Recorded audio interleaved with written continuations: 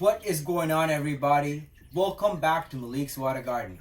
In today's video, we're going to be looking at something that's really advanced for a lot of people, and a lot of people don't seem to understand this, and that is how to create an acidic aquarium environment and to maintain it long term. So a lot of animals that we like to take care of and keep come from acidic environments. Like there's a lot of animals that come from South America and stuff like that, and there's a lot of animals that come from Asia, like Southeast Asia and stuff, that come from very acidic environments, and they require low pHs of like maybe 4 or 5 pH, and they cannot do well in our tap water or in our normal water, which is where the pH is 7 or above. So a lot of people have a lot of hard time keeping these animals, and there's a lot of times people think that they can drop some acid into the tank and things would be great. That doesn't work like that. This is a product I actually purchased a long time ago, the acid buffer.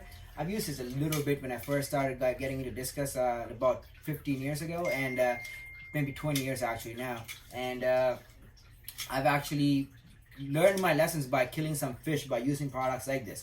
Now we are going to be looking at how we can create an acidic environment like this one here. The pH in here is about 5.0, and there are tricks that you can do to create this environment without using these type of stuff, and to maintain this environment long term. So you can see all these fish moving up and down. These guys just came from the wild.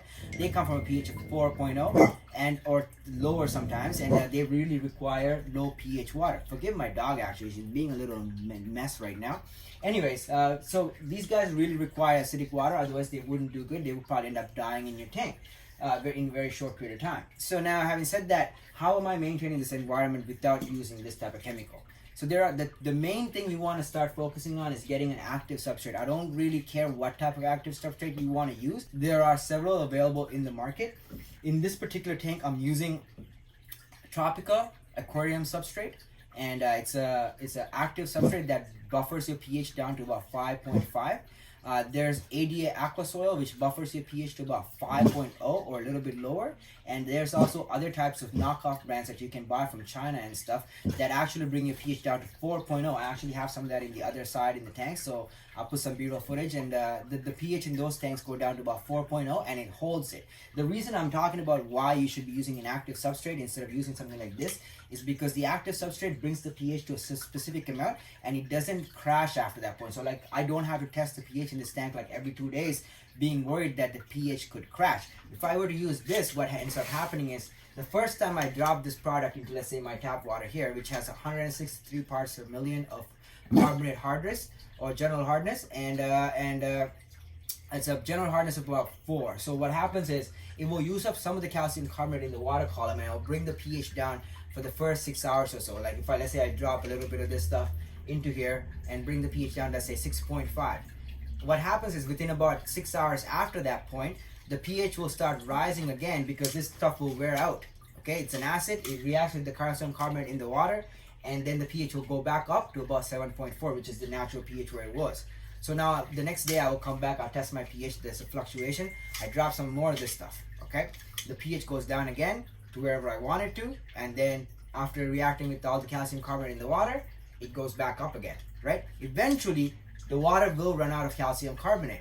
So you will add some more, let's say day 3, day 4, day 5, whatever, and the pH will go down to a certain amount, and there won't be any more calcium carbonate to buffer the water. At that point, the pH will start crashing.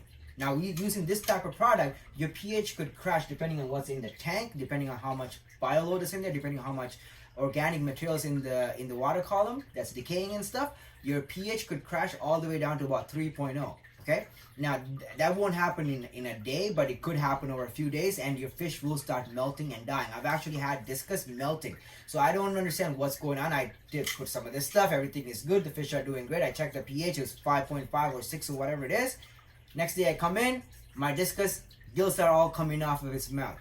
Okay, and how I'm 20 years old, and this is my, like me playing mad scientist, right? And then I realized, I checked the pH, and all of a sudden my pH is 4.5 or 4.0, sometimes it's even lower. And then you're like, whoa, how's this happening, right? And the fish cannot survive that type of pH drop. So what I recommend is, if you are going to keep fish, try to keep fish that can live in your natural water. If you cannot keep fish in your natural water, I recommend not keeping those fish. But if you do want to do that, like, I am keeping fish that do not exist in my natural water, that cannot live in my water, my tap water, like these green neon tetras. what I would recommend doing is using an active substrate. Using an active substrate really helps keep your buffer your pH. The next thing you want to do is using peat as a filter. I have a 3-stage peat filter where I have peat on one bucket, and then I have a filter floss, which is I guess stage 2, and then I have more filter floss on the next bucket with a sand layer. And so now it goes through these 3 layers of whatever, and then it removes all hard metals and heavy metals, ions, particulates, and all that. And the water that's coming out on the bottom of the buckets, the 3rd bucket, is essentially really dark tanned water with a pH of about 5.5 and a TDS of about 100 parts per million. So it takes about 60 parts per million of carbonate hardness out of my water. So having done that, the water now is quite soft and acidic. I can use that in my low pH, low TDS tanks like this. That's how I actually get this water in here. And when I do want to do a water change, I don't actually dump tap water into this tank. I actually make water through the peat filter, and I actually add it back into this tank. Now, if you do have a reverse osmosis system, you can use RO water in this system. What I would recommend is to remineralize it to a desired amount, and then add it to this system slowly so that it doesn't bring the pH too high too fast. You can at that point also use some of this stuff to bring the water change pH to a little bit down, so the pHs are a little bit matching, and so that would reduce the amount of a spike of the pH or a fluctuation that the fish you don't want to put your fish through, because it's quite stressful for the fish to go from one pH to another. A pH of 6 is 10 times as acidic as a pH of 7, and a pH of 5 is 100 times more acidic than a pH of 7. So a pH of 4 is 1,000 times more acidic than a pH of 7. So if your pH crashed, let's say, to 4.5, and you're trying to bring it up to 7, you are actually making it 1,000 times less more acidic or more basic than what it is right there. So you are really messing up the equilibrium of the water, and then the fish would have a really hard time osmoregulating at that point, and the fish could die from a pH swing. So you really want to pay attention to that type of stuff. Now, having said that, you want to maintain these type of environments long term. You do have to replace the substrate every 2 years or so. Now, having what I do, which is using my peat filter, I don't actually have to replace the substrate as often. My substrate can last for about 5 to 6 years and still stay active, because I don't actually use up the substrate by putting water that has a lot of calcium carbonate and hardness in it.